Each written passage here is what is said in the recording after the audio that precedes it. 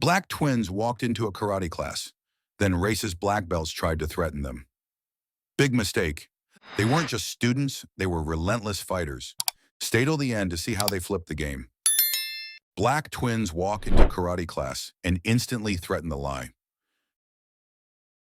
Dylan's roundhouse stopped inches from Isaiah's jaw.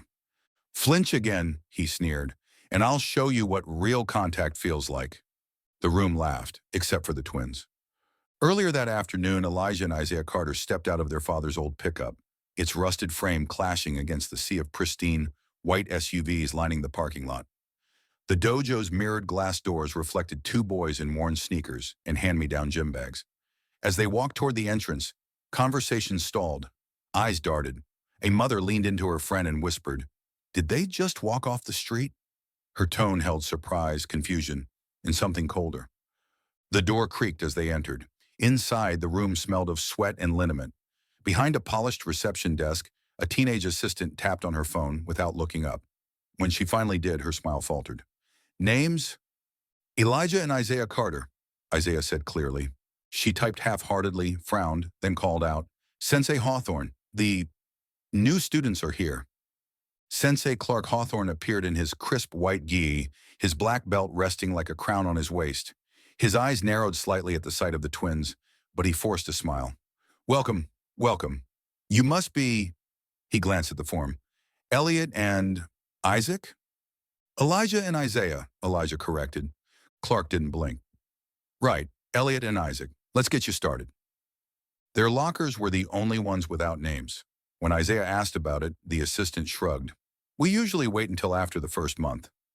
It wasn't true. They'd seen kids come and go with labeled lockers on day one. Still, they said nothing. During warm-ups, Travis accidentally clipped Elijah's ankle, sending him stumbling forward. "Watch your step," Travis smirked. No apology. Elijah caught himself, rose, and kept moving. In the shadow drill, Dylan's sidekick landed harder than necessary on Isaiah's ribs. "Didn't think you'd last the week," he muttered under his breath. Isaiah didn't respond, but his stance grew tighter. During horse stance practice, Travis walked by and gently placed a banana in front of Isaiah's feet. A few kids snickered. One girl covered her mouth, suppressing a laugh. Isaiah stared at the banana, then at Travis, then looked away, locking eyes with Dylan across the room. He didn't flinch. A few minutes later, a white girl lightly bumped her hand against the wooden post. Immediately, three parents rushed over. "Are you okay, honey? Want me to get ice?" Isaiah blinked slowly, never breaking stance. In sparring rotation, Elijah was swept hard, too hard. His head bounced off the mat. A sharp gasp went up, but Sensei Hawthorne simply barked, "Recover quicker." No one checked if he was okay. Behind them, a girl took a photo of the twins from the back. A notification pinged in the Dojo Elite group chat. "New monkeys in the jungle?" In the locker room, Elijah pressed tissue to his nose. Blood stained the front of his shirt. Isaiah handed him a fresh towel without speaking. Elijah nodded once. Wordless gratitude. The twins walked back toward the parking lot in silence. Dylan leaned against a gleaming BMW, pointing as they passed. "They'll be gone before the next belt test," he laughed. Others chuckled with him. At home that night, Elijah peeled off his shirt and stood in front of the mirror. A bruise the size of a palm bloomed across his shoulder. He traced its edge with his fingers and muttered, "They don't want us here, but that's not their choice." The next morning brought no changes, only escalations. During stretches, Sensei called roll. "Travis, here. Dylan, present. Elliot?" "Elijah," he corrected again. The Sensei paused, then nodded slightly. No apology. Isaiah's GI pants had been moved, wet, shoved into the corner. He wrung them out in silence. A smudge of black marker on the back read, "Property of Jungle Gym." Still, they showed up. Still, they bowed before entering the mat. During bag drills, Elijah took a sweep that hit bone. He rolled and popped up instantly, pretending it hadn't landed clean. But the wince in his jaw betrayed the truth. One of the newer students whispered, "Are they even supposed to be in this class?" Another replied, "I heard their dad begged for a spot." During break, no one sat near them. Water bottles were passed, snacks shared, but never toward their bench. Isolation became routine. So did bruises. After class, they sat quietly, waiting for their father's truck. The lot emptied. Dylan passed again, laughing louder this time. "Tell Elliot and Isaac to pack up." Isaiah didn't blink. Tell Dylan we don't break that easy. That night, Isaiah stood shirtless in the bathroom, twisting to inspect his shoulder. A long bruise stretched from his collarbone to the middle of his back. He didn't touch it. He just stared at himself. Then he looked up, meeting his own gaze in the mirror. We're not just learning how to fight, he whispered, voice sharp but low. We're learning how they want to break us. And with that, the next phase began. Not with fists, but with resolve. The relentless fighters they didn't expect.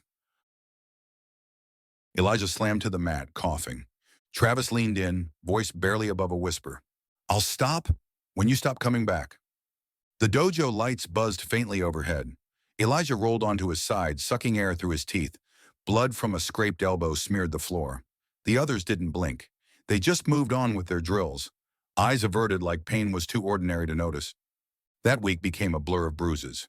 Every session was another montage of calculated strikes, timed just wrong enough to be accidental, but precise enough to hurt. Elijah's right knee was swollen from a sweep Travis executed with a twist that wrenched his leg out from under him. No apology, no acknowledgement, just a smirk and a shrug. Isaiah took a sharp elbow to the cheekbone from Dylan. The red line of blood looked almost ceremonial. Someone muttered from the sidelines, "They really want the sympathy badge, huh?" Sensei Clark, unmoved, simply said, "They need to toughen up. That's how we did it in my day." Dinner was quiet. Elijah winced as he lifted a glass of water with his left hand. Daryl noticed but said nothing. No questions. Just silence, like he was waiting to see if the pain would say something first. In the dim hallway later that night, Isaiah unzipped his backpack and pulled out a crumpled sheet of paper. His own diagram of Dylan's favorite combo. Jab, cross, low kick, followed by a tilted sweep. He always favors his left, Isaiah muttered, mostly to himself. Elijah was watching Travis more closely too. The tilt of his shoulders before a sweep, the slight bounce in his step when he was about to go full force. Patterns, habits, mistakes waiting to be read. One afternoon in the locker room, thick with sweat and cheap deodorant, a voice came low and unexpected. "You're not the first," said Andrew, a quiet brown belt with wary eyes. "But you're the first to fight back this long." It wasn't encouragement. It was a warning wrapped in reluctant respect. Later, as they walked home, Isaiah whispered, "They don't want us weak. They want us erased."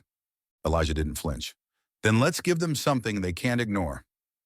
That night, something changed. Daryl went into the garage, a space usually closed off, like a memory no one wanted to disturb. Elijah peeked in and saw the old wooden crate cracked open. Dust floated in the light.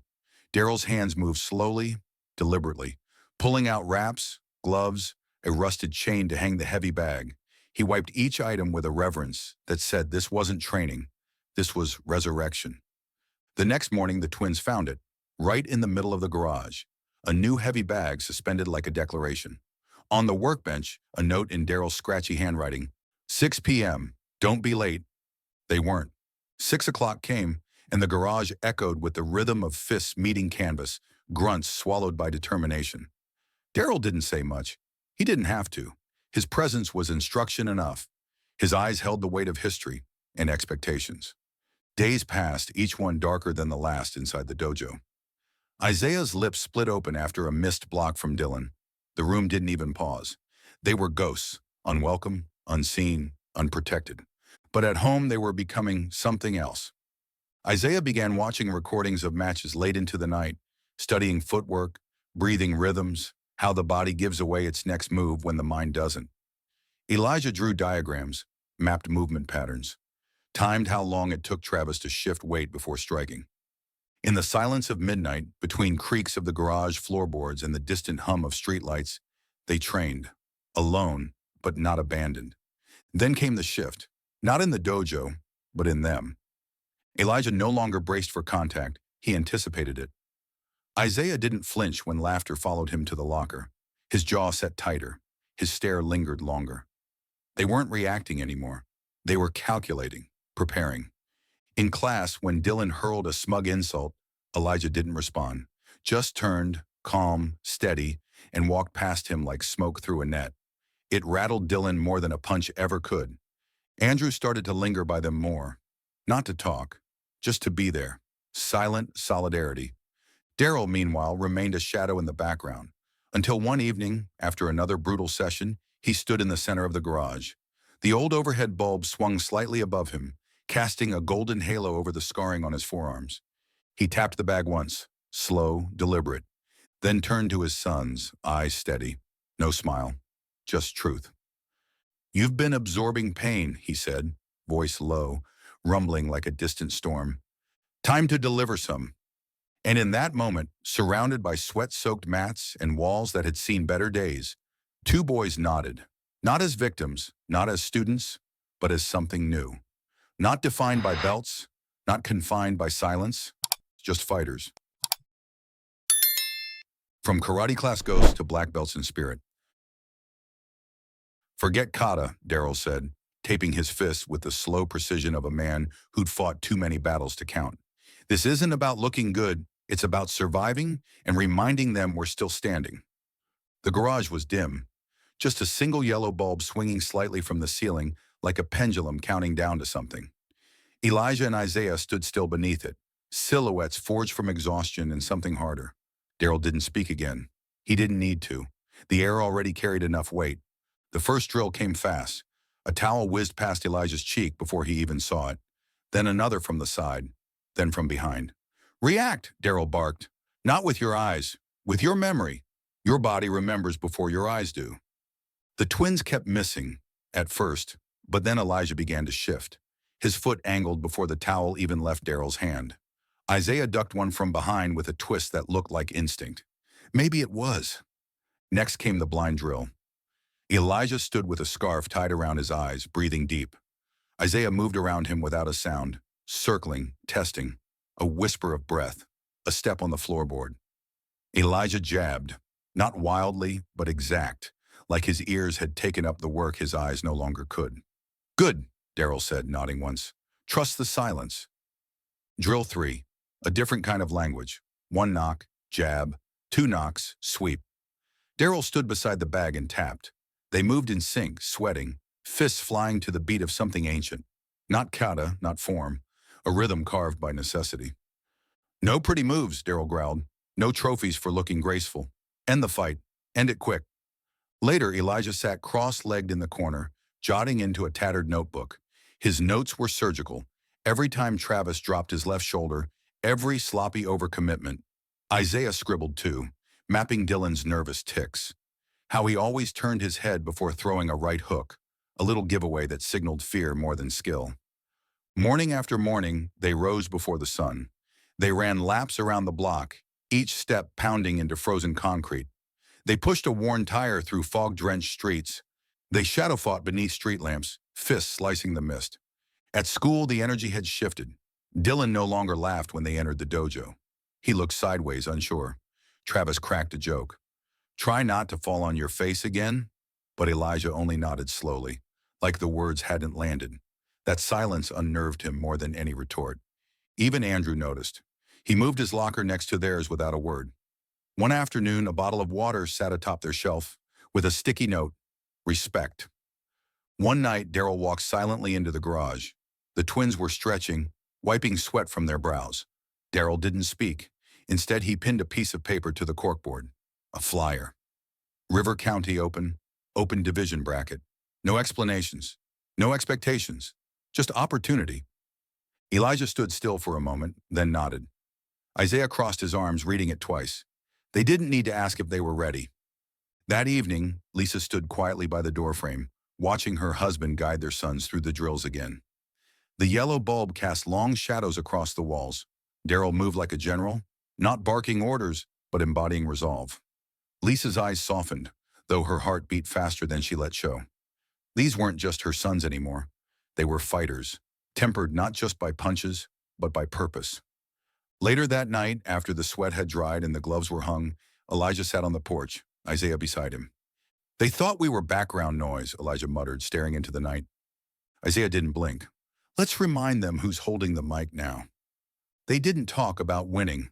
They talked about showing up, about not folding, about standing toe-to-toe with brown belts, black belts, instructors' favorites, because being invisible was never an option, and being underestimated was now their sharpest weapon.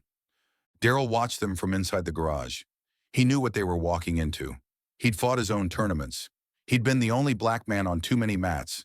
He remembered what it felt like to win and still feel like he lost. So on the final night before registration closed, Daryl pulled the twins aside. He handed them each a pair of fresh wraps, black cloth aged with time, the same ones he wore years ago. "Belts don't define warriors," he said, voice low but strong. "What you endure does." Elijah clenched the wraps in his hand. "Then let's show them what we've endured." Isaiah looked to his brother. "And make sure they don't forget."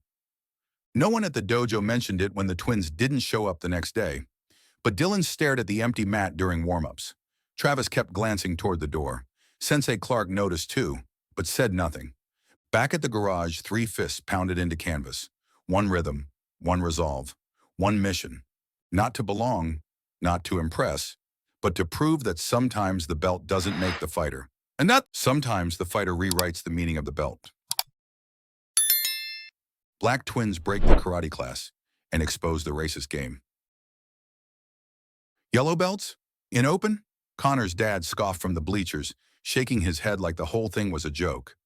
90 seconds later, he wasn't laughing. His son lay motionless on the mat. The referee's whistle frozen in the air, the silence thick enough to slice. The River County Open wasn't just a tournament. It was a stage, a coliseum for the proud, the trained, and the expected. Banners screamed, "Only the strong advance." Coaches barked orders. Teams huddled in matching uniforms with sponsors stitched into their sleeves. Then came the twins. No logo, no coach. Just 2 black boys in plain gear and yellow belts tied tight. They didn't smile. They didn't wave. They just stepped into the chaos like a storm had followed them in. Daryl stood beside them like a wall when the tournament coordinator raised an eyebrow and muttered, "Black twins? Yellow belts? In open division?" Daryl didn't flinch. He just nodded once, slow and steady. The first match was Elijah versus Travis. Travis strutted onto the mat with a smirk. His team clapped, already picturing the win. But Elijah didn't blink. He didn't posture. He watched. The moment the referee signaled start, Travis charged, snapping off a flurry, front kick, jab, backhand sweep. Elijah moved like smoke. He dodged the combo without a stumble, then stepped inside, close, too close, right into the pocket where hesitation dies. His right knee fired like a piston into Travis's gut. Travis doubled over, gasping, but Elijah wasn't done. One sweep, clean, silent, final. Travis hit the mat flat, the breath in his lungs abandoning him like a betrayal. The timer on the screen stopped at 111. Silence turned into eruption. The crowd surged to its feet, phones raised, mouths open. Even some of the rival team's parents stood stunned. Slow-motion replay caught every detail. The blink before impact, the collapse, the pure efficiency. Isaiah's match was next. Dylan tried to play smart, tried to circle, tried to bait. But Isaiah had studied his habits. He knew the flinch behind the fake, the feint before the fear. He baited Dylan into a half-step retreat with an elbow flash, just enough to shift Dylan's stance. Then Isaiah closed the gap with ruthless grace, grabbed the collar, twisted, and dropped him with a straight punch so sharp it looked surgical. Dylan didn't even twitch. Knockout. The arena lost its mind. Parents screamed. Students chanted. A TikTok clip caught the knockout angle perfectly and hit 1 million views in under 3 hours. Someone in the crowd whispered, "That's not yellow belt. That's something else." Sensei Clark stood stiff at the edge of the mat, jaw clenched, fist shaking. His face was a mix of disbelief and dread. The camera panned to him just as he turned away, defeated without ever stepping into the ring. The twins walked off the mat, their faces unreadable.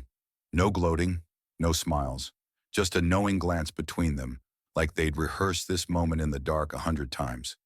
Then came the ambush. Backstage near the exit tunnel, Travis and Dylan lunged from the shadows.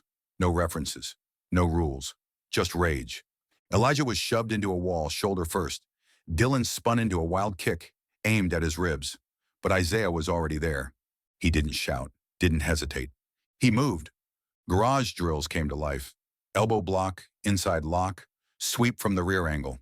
Elijah recovered mid-motion and joined. Jab to temple, forearm jam, double takedown. In 10 seconds, the hallway floor was littered with the broken pride of their bullies. Security blew whistles. Officials rushed in. The melee froze under blinking lights and the crackle of walkie-talkies. All four boys were escorted to the tournament's internal review room. No audience, no fanfare. But it didn't matter. Footage was already out. Parents and teens had filmed the ambush. The most viral caption read, "Real fight begins after the match." Inside the committee room, the decision came quick.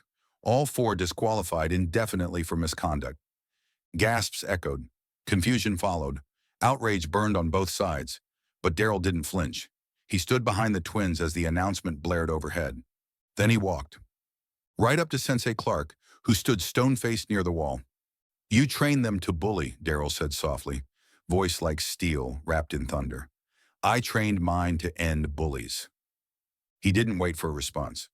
Back in the main hall, tournament results flashed across a giant screen.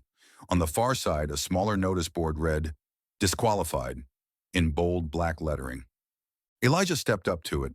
His eyes scanned the paper, then his fingers gripped the edge. He didn't hesitate. He tore it straight down the middle. Isaiah stood beside him. "They banned our belts," he said, voice steady. "Not our truth." No cheers, no spotlight, but the silence around them felt heavier than noise, like the building itself had just learned something it wouldn't forget. When racist fathers threatened the black twins. Richard's voice cracked through the night like a shot. "You humiliated us." His breath reeked of whiskey and spite, words slurring together as he stumbled onto the Carter family's front porch. Bruce Knox wasn't far behind, his boots scuffing gravel as he muttered curses under his breath, gripping a half-crushed beer can with one bloodied knuckle. It was 11:12 p.m. The security camera's red light blinked silently as it recorded everything. Inside, Lisa Carter peeked through the curtain, her arms stretched across her son's shoulders, pulling them back instinctively. "Stay out of sight," she whispered. But Elijah had already stepped forward. Isaiah held him back, a silent signal passing between them. They wouldn't cower, but they wouldn't escalate. Not yet. Bruce kicked the bottom of the door hard. "You think you're heroes now?" he spat, wiping his nose with the back of his hand, leaving a smear of dried blood. "Little yellow belts got lucky. That's it." The lock clicked. The door creaked open just enough for Daryl to look through the gap, chain still latched. His voice was quiet, flat. "Say what you came to say, then leave." Richard didn't hesitate. "You've ruined everything," he barked. "Our dojo, our reputation. Our boys can't show their faces without someone quoting that damn video. You raised animals." Bruce slammed a palm against the glass. It cracked slightly. "They didn't fight fair.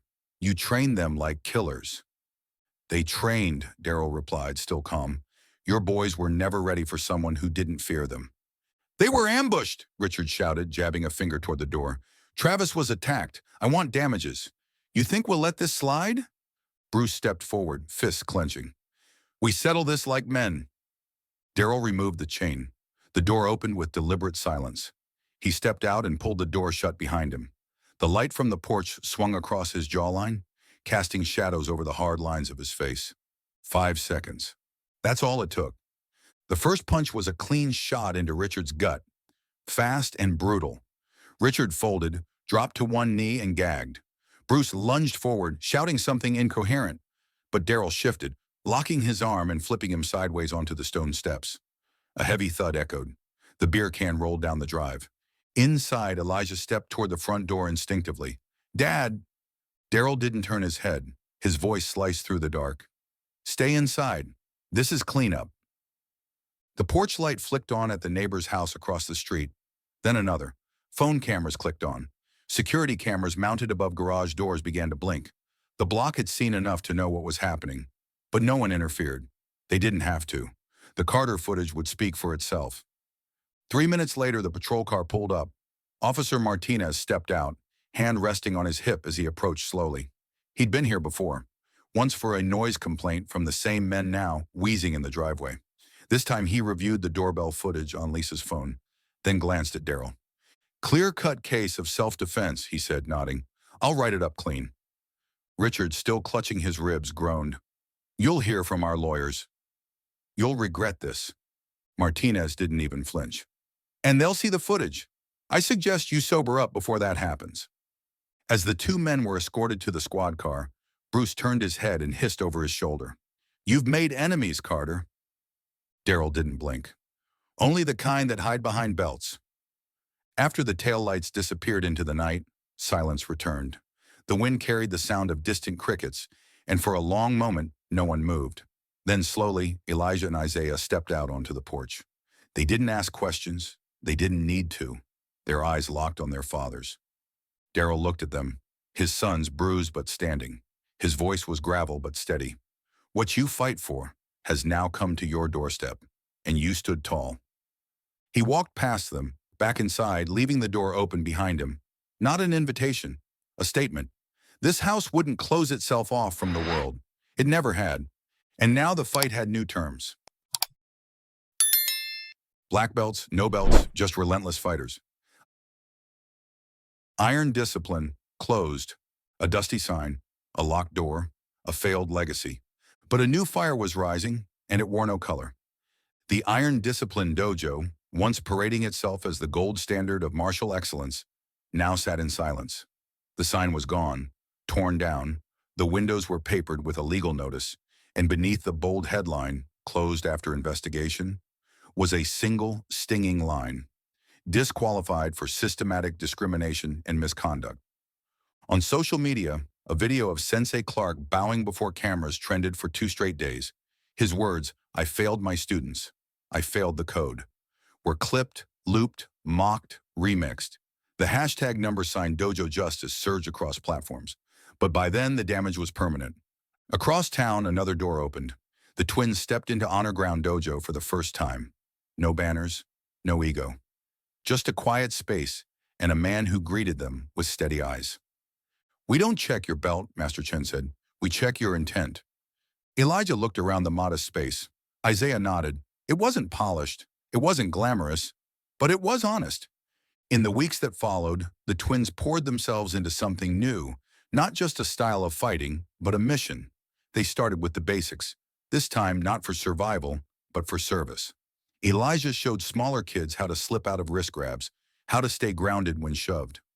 Isaiah taught them how to breathe when afraid, how to look their bully in the eye without flinching. One girl whispered to Isaiah after class, "I didn't think someone like me could ever feel strong." Word spread fast. Within a week, the anti-bullying karate class, backed by a local nonprofit, was over capacity. Parents signed up with urgency. Students who had once been victims were now standing taller. And then came the letter, a crisp white envelope, the seal of the State Youth Leadership Program. Elijah read it out loud. "You are hereby invited to join our combat psychology and youth leadership cohort." Isaiah looked at their mother, who stood silently in the doorway, holding a framed photo, the one taken the day they were banned from competition. She had written in bold pen just beneath it, "They didn't lose. They led." One evening, as golden light poured into the garage, Elijah taped a ripped heavy bag with care. His hands moved with quiet purpose. Next to him, Isaiah took a marker and scribbled one word across the tape section. "Earned." They stood back, arms crossed, sweat drying on their brows. Elijah exhaled. "We didn't earn a belt, we became the belt." Later that week, they stood before a crowd of young learners. No titles, no belts, just purpose. As applause filled the dojo, they didn't smile for the praise. They nodded because they knew this was just the beginning. And somewhere in the shadows of that crowd, Daryl Carter watched in silence, arms folded. He didn't need to step forward. His voice echoed through every punch, every lesson. And as the applause died down, his words rang in the hearts of every parent, every student, every viewer. You don't need permission to matter, you just need purpose. And that is how we fight. The black twins didn't just survive the racist threats inside that karate class. They rose above the black belts who tried to break them. In the end, they proved that relentless fighters don't need titles to lead. If this story moved you, like the video and subscribe for more powerful stories like this. What would you have done in their place? Do belts really define a warrior? Or does heart? Let us know your thoughts. Thanks for watching. See you in the next story.